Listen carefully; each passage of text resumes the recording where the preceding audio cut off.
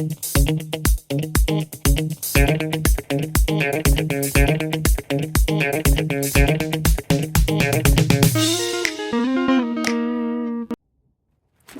hi.